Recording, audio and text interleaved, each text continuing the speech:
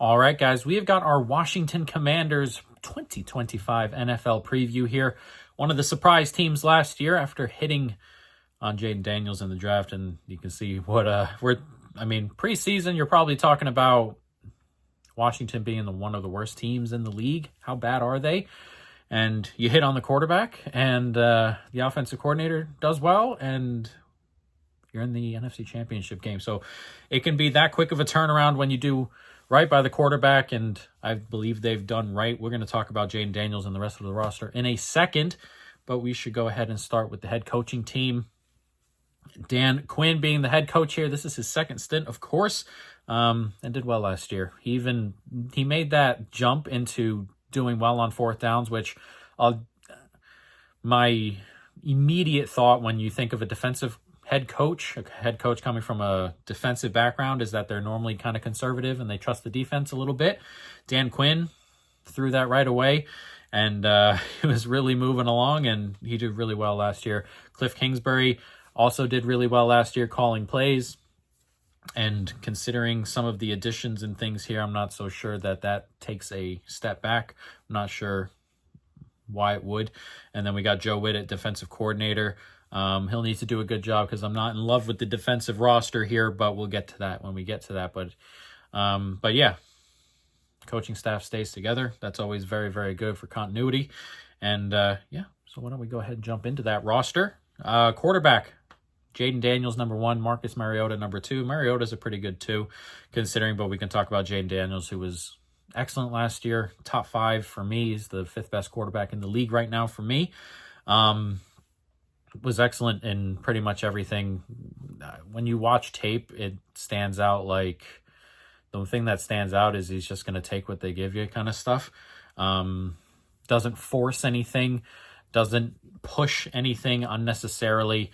And he was excellent last year, and it shows on tape. The poise shows on tape, and all the numbers show on tape, despite the fact that he played multiple games there with rib problems. Top 5 in EPA, despite all that stuff. So he had probably, just in terms of quality, the best rookie season ever, probably. I mean, Stroud had a good claim to that the year before, and Jaden Daniels had a better year last year than Stroud certainly did. So, just an excellent quarterback. Again, top 5 for me, someone who I think is going to be very good in this league, someone I think who, if the things around him stay okay, should be a top 5 player in the NFL going forward. I know a lot of it's like, hey, sophomore slump, guys, and sophomore slumps can happen, obviously, and, name doesn't come from nowhere, but things like comparing him to Stroud, I think, are a little bit premature. Stroud had a lot of bad situations his rookie year that he bailed the team out of.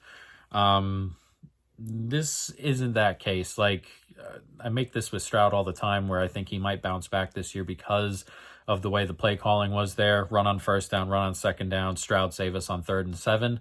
And that happened a lot his rookie year, and Stroud saved them on those 3rd and 7s. But just regular regression is going to come back on 3rd and 7, stuff like that. And he just couldn't save them this time. And all of a sudden, it's like, what's going on with the Texans? What's going on with Stroud? That sort of stuff. So he took his steps back, but a ton of it was situation based. The head coach or the coaching staff here has done a really good job of keeping them on schedule.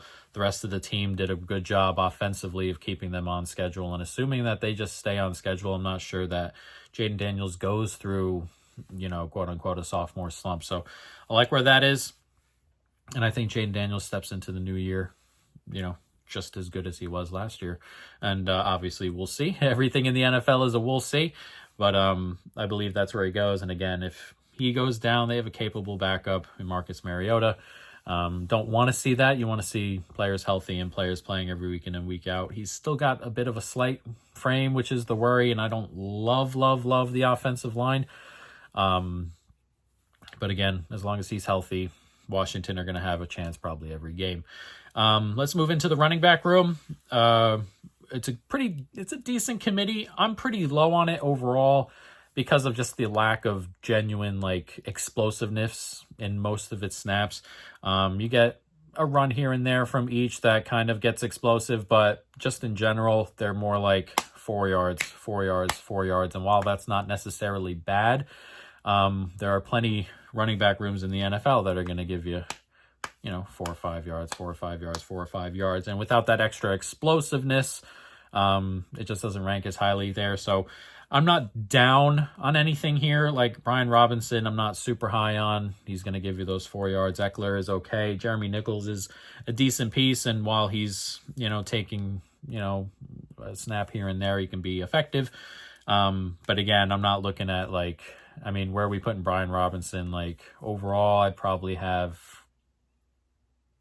30. We're talking 30 backs ahead of him, just in terms of talent and in terms of other things. So again, it seems like I'm low on the running back room, but I don't expect bad things out of the running back room. There are places and backs where you're like, man, are they going to get 2 yards today? Is, Najee Harris from 2 years ago type stuff, or like, he's just kind of, every time he gets hit, he's going down behind the line of scrimmage, or, stuff like that. And it's not what I'm saying. It's just more of a explosiveness, an upside thing. The floor is there. The floor is 3 to 4 yards to carry, it feels like every time. But the ceiling, not super high. And that's perfectly okay for a running back room. As we said, you just want to stay on pace. It's why their drives are mostly less explosive on the ground and stuff like that. So again, I don't hate the running back room. I wish there was someone more explosive in it. But yeah, it's solid enough. It's going to get you a decent floor there. Wide receiver, Terry McLaurin is very, very good. A top 15-ish guy. I don't have like an exact number on him, but he's a very, very good player. He's got that contract thing going on. I don't think anything comes of that that's negative. Like, I don't think he gets traded or there's a holdout or anything like that. I think that works itself out eventually. They add Debo for a 5th, which is fine. I'm not like, I think Debo's like mostly washed-ish, but like, it's not a bad ad necessarily. It's more of like I don't love the ad in terms of just like a team building, from a team building perspective in terms of money and stuff like that. But just like on the field, it's completely fine. And again, I think he's kind of washed, but it's an upgrade there at wide receiver too. And if he can stay healthy and all that stuff, you can add a different element. It's almost like adding a good wide receiver too, who's also semi-gadget. You can do a variety of different things there. Noah Brown's okay. Luke McCaffrey maybe takes another step and works his way into the rotation some more. They add Jaden Love in the or Jaden Lane in the draft, so we'll see there. But the wide receiver room's pretty good. Nothing overly spectacular. There are some really, really good wide receiver rooms. But having a top 15-ish guy and having a player as good as Deebo Samuel has been is good, and having a little bit of depth is pretty good as well. So nothing overly spectacular at wide receiver, but again, having an X is you can almost kind of get away with anything else. Tight end is not super great. You got old Zach Ertz in there, who continues to be surprisingly just healthy, which is interesting, but he's decent. You got Bates in there as well. Nothing spectacular there in the tight end room either, but solid enough on the floor. Offensive line is interesting. This was I think it's an average group this year. Tunsil's certainly an upgrade. Tunsil's had his issues here and there in terms of, penalties, gets a lot of false starts, things like that.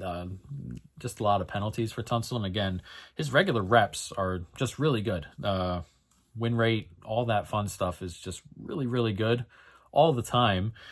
He does a couple of boneheaded things here and there, but just on the field regular, if he's cuts down on the penalties, he's genuinely really, really good. You got Coleman at left guard, who's comes in.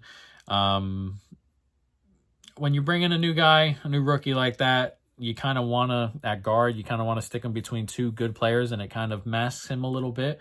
they get it here. Biadasz at center is a good player as well. Sam Cosby is going to be at right guard when he comes back. I'm not so sure when he comes back, and we'll see what the line looks like when he comes back, what he looks like when he comes back. A variety of different reports and things floating around. Maybe October-ish for Sam Cosby. We'll see. I like Wiley. Wiley at right tackle. He's pretty good here. So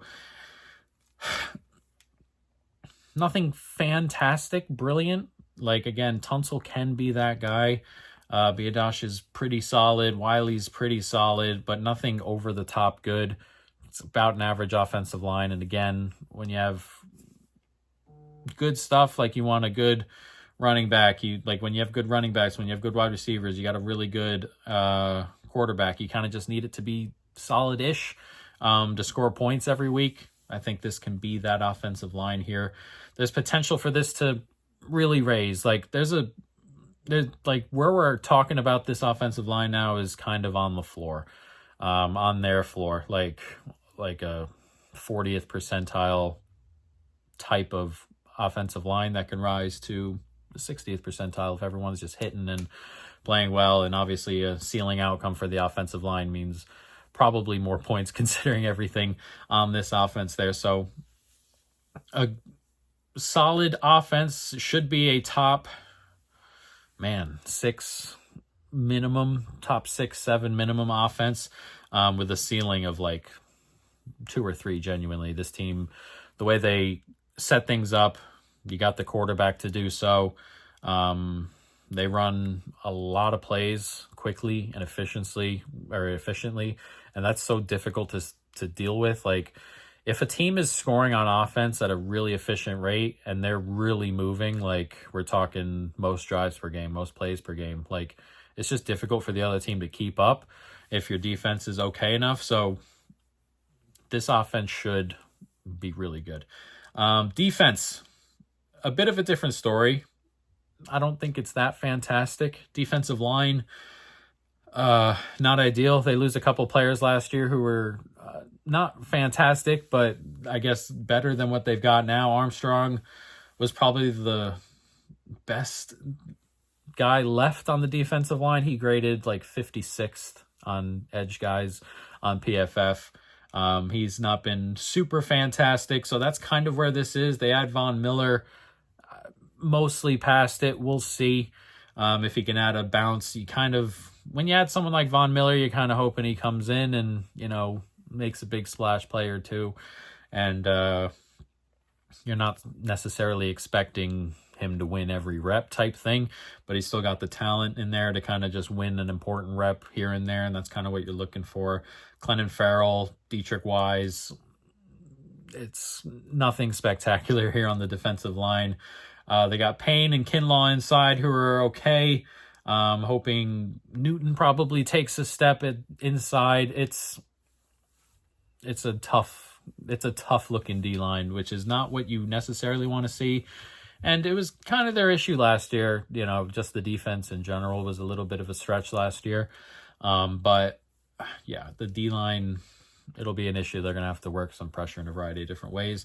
Linebacker is the best position best part of the defense. You got Luvu in there, who's a really good linebacker, genuinely an excellent player. And then Bobby Wagner, who's turning 35. At some stage, he'll fall off a cliff ability-wise. Hasn't happened yet. Still very good last year. He was really good in both aspects of the game, pass, rush, run, stop, all that fun stuff. So yeah, until he falls off, it's one of those things is he going to fall off this year? Who knows? We'll see. Again, Luvu's really good, so Wagner falling off will be a little bit masked, but because of the rest of the defense not being fantastic, might stick out a little bit more. But yeah, really good linebacker duo. And then we get to the secondary. Also not ideal. We were talking about the defense overall last year wasn't very good. The secondary overall was probably bottom 5-ish, and is still probably not very good. I'm personally not very high on Lattimore. I know he dealt with some injury stuff and some other things. When he's fully healthy, I'm not super high on Lattimore. So we'll see if he can come in. But my issue with Lattimore is that every once in a while there's one receiver out there, not not one receiver, but there's like, he'll go up against the one from another team and just get absolutely bullied. And that happens like a couple times a year where he just can't keep up. And again, he spent a lot of the back half of the season, a lot of the last season in general, just hurt. So we'll see what that looks like with Lattimore. Again, not high when he's healthy. Jonathan Jones, decent, nothing like a huge step up. Like when you bring in like a replacement level corner like Jones, you're kind of just looking for a little stability at the number 2 spot.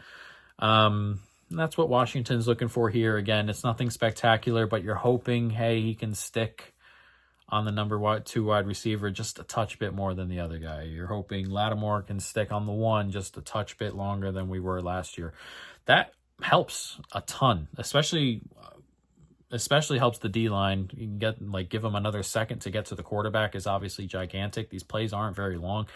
My issue here, again, is the D-line's not very good, and I worry that the secondary is going to have to cover for a pretty long time. And even if they do have a good time or, just a good coverage snap where they're holding on for 4 or 5 seconds, the D-line's still not getting to the quarterback. So that's my worry about the whole defense in general. But again, Saint Strilla's okay. Amos, second-round rookie. We'll see what happens. Igbenogany, we'll see if he can get back to it. It's just there are a lot of we'll see, okay, kind of corners, and it's sort of deep in that aspect, in that there's if they were to lose Jonathan Jones and Igbenogany has to come in and play number 2, it's not a huge drop off, again, depth wise, but all of it is not particularly high up on the grade anyway. So it's an interesting thing. Safety, you got Martin, you got Will Harris who comes in. It's average safety play at best. So we don't love the defense. You're hoping Dan Quinn can coach him up. You're hoping you can create, a variety of different looks and different things like that defensively, different blitz styles and stuff like that, just to help you get to the quarterback quicker. You're hoping Lattimore is healthy, obviously, and in a place where he can go ahead and get back to some of his best football. It may be behind him, but just hoping you can get some of that back, hoping you can get some stuff out of Jonathan Jones, hoping that Bobby Wagner sticks around and at that level he's been playing at for ages, it feels like. So it's an interesting defense. It's definitely the worst unit in terms of offense, defense. It's definitely the worst unit. This is a team that could have a variety of different games that go over the total coming into the new year. A lot of games where they score 30 and give up 24. There's probably a lot of those games on the cards here. But again, if you can get to the quarterback, or you can find a way to get to the quarterback a little bit quicker here, then things kind of look on the up. So we'll see. But yeah, that's the roster. Again, if this wasn't Jayden Daniels at quarterback, I'm probably looking for ways to go against, but I'm so high on Jayden that I think he can work with the offense. Again, there's not the offense isn't filled with scrubs or anything. There's a good floor on the offense. I just don't see again, with the rushing, I don't see a huge ceiling. With the offensive line, I don't see a big old ceiling. So again, the ceiling play has to come out of the quarterback. It has to come out of Terry McLaurin. It has to come out of, Debo. It has to come out of Cliff. Has to come out of the usual suspects to go ahead and raise the level of everybody else, which again, very much capable of doing. So we'll see. As for the schedule, an interesting one. Interesting schedule. It's pretty balanced for the most part. You don't got any weird stretches where you play 5 away games in a row. You get the Giants at home to start. You're hoping you win that. At Green Bay is a really nice test. Just an overall great game early on in the season. Las Vegas at home, so you're hoping at minimum we're going 2-1 there. Then at Atlanta, at the Chargers, home to Chicago. Another stretch where you're probably looking for 2-1. You're going 2 road games. Atlanta can score points, it looks like, probably. Getting better defensively. Chargers, talented at the quarterback position and defensively for sure. And then Chicago, who we'll see who they are under Ben Johnson, could take a really monumental step forward. Then you go at Dallas, at Kansas City, home to Seattle. And this is an interesting stretch. That's a difficult one at Kansas City. It'll be a really fun game as well. Home to Detroit, and then you go international when you play Miami, and then a bye, and then Denver out of the bye. So that's one of those games you really like to see. Really, really good defense. Denver is my number 1 rated defense against a really, really good offense, and a not so good defense against what I think is not so good offense. So an interesting game there. Miami international right before a bye is interesting. Detroit, obviously last year Washington beat the pants off them in the divisional. Is it? I think it's it's the divisional.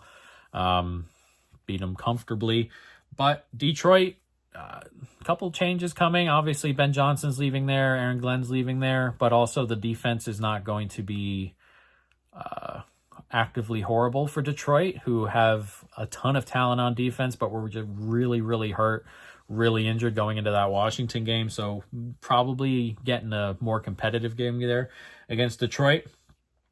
And then the final stretch of the season at Minnesota, at the Giants, home to Philly, home to Dallas, at Philadelphia. So you're getting 4 division games to end the year here, both Philadelphia games right at the end. And I don't think Philadelphia are going to run away with this division. Again, there are some issues. There are issues everywhere, but we're talking about a really tough schedule for them as well. So I think both teams will be playing each other these last 3 weeks.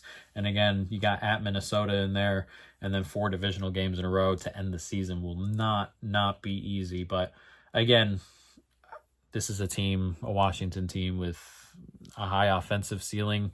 It can win anywhere between 7 and 12 games, in my opinion. There's a pretty wide gap there because I don't particularly believe in the rest of the roster. I don't believe in the defense. Like, if the defense is just really bad, you could have a Cincinnati Bengals situation where it doesn't matter that you're scoring 30 points every game because you're giving up 35. So there is a low bar. There's like a low end set of outcomes here, possibly. But again, the offense is so good that it should carry a pretty decent floor. So there's a high end, a low end here. And we've got a couple of bets on those high and low ends here. Number 1, Commanders to score a touchdown in every game at -145. That is a $2.75 bet for us in our challenge. Yeah, there are some tough ones here, like at the Chargers, at Green Bay, at Kansas City. Denver, though, that's at home. At Minnesota is kind of tough. And then the Philly games are tough, though. Last year, they showed that they can get at this Philly defense, and there's a world where this Philly defense is kind of slow or slowed down just a little bit. And again, there's so much talent on this offense that barring a collapse altogether on the offensive line, or barring like they run away with the division, like to a point where they're like not playing those last couple of weeks against Philadelphia, I think they can score a touchdown in every single game. And then the other one here, Commanders over 3.5 division wins at -110. That is a $2.75 bet. I can see a world where they genuinely win 5 of these, split with Philadelphia, and then sweep New York Giants, which wouldn't be crazy, and then sweep Dallas. I think they end up sweeping either Dallas or the Giants. We'll see. You get the Giants early at home, which should be winnable. They'll be 7, 7.5, 8-point favorites there. Then you play the Giants late, and that's probably dart season in a game you have to win. It is on the road, but very much winnable. Dallas, both days, winnable. And then again, Philadelphia, both those games are winnable. The offense really moved on them both times. Really competitive the first game. Second game, didn't quite get there. A lot of, in that playoff game, a lot of silly, unforced, fumbles and things. So I think they can be competitive here. And again, I think their ceiling is 5. We're looking for 4 here, and I think they can go ahead and get to 4, guys. But that is the Washington Commanders, and I'm ready for their offense to light it up a bit.